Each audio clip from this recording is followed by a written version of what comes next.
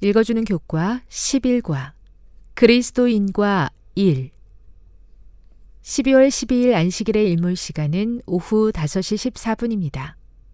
기억절입니다.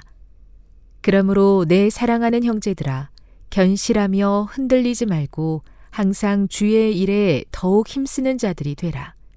이는 너희 수고가 주 안에서 헛되지 않은 줄 알미라. 고린도전서 15장 58절. 노동은 하나님의 차관이다. 죄 이전의 이상적인 세계에서 하나님은 아담과 하와에게 에덴 동산을 돌보라는 임무를 주셨다. 창조주를 닮은 그들은 그분처럼 창의적인 노동과 애정어린 봉사에 시간을 사용해야 했다.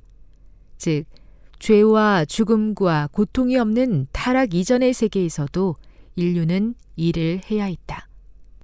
타락 이전 시대와 재림 이후 시대의 사이에서 우리는 노동을 하나님의 은총 중 하나로 보도록 권면을 받고 있다.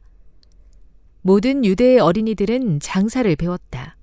장사를 가르치지 않은 부모는 범죄자를 키우는 것이라는 말이 있었다. 하나님의 아들이신 예수님도 여러 해 동안 숙련된 장인으로 정직하게 일하시면서 하늘 아버지의 뜻을 행하셨다. 그분은 아마도 나사렛 사람들에게 필요한 가구나 농기구 등을 만들어 주셨을 것이다.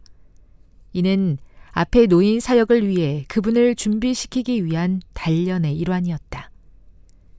사도 바울도 예수님처럼 했다. 그는 아굴라와 브리스길라와 함께 1년 반 동안 천막 제조업자로 일하면서 안식일에 회당에서 복음을 강론했다. 이번 주에 우리는 노동이라는 주제와 기독교 교육에서 노동이 하는 역할에 대해 살펴보려고 한다. 학습 목표입니다. 깨닫기. 우리가 직업을 통해서 하나님의 일에 참여하며 그분을 나타낼 수 있다는 사실을 깨닫는다. 느끼기. 무슨 일을 하든지 탁월함을 추구해야 할 필요성을 느낀다. 행하기. 직업을 통해서 사람들에게 선한 감화를 끼치며 하나님께 영광을 돌릴 방법을 찾고 실천한다. 다음의 내용을 안교 소그룹 시간에 함께 토의해 보십시오. 1. 간절하게 일하기를 원했던 적이 있다면 이야기해 봅시다. 2. 노동은 저주입니까? 아니면 축복입니까? 3. 그리스도인은 일을 어떻게 해야 합니까? 4.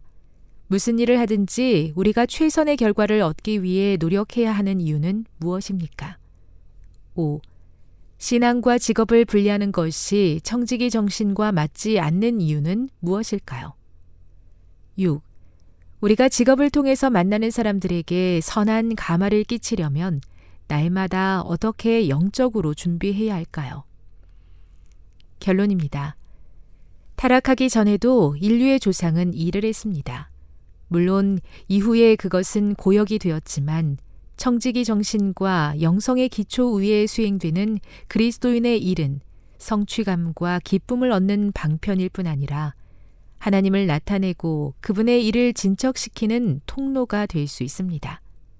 직업을 위한 기독교 교육에는 이런 개념이 포함되어야 합니다.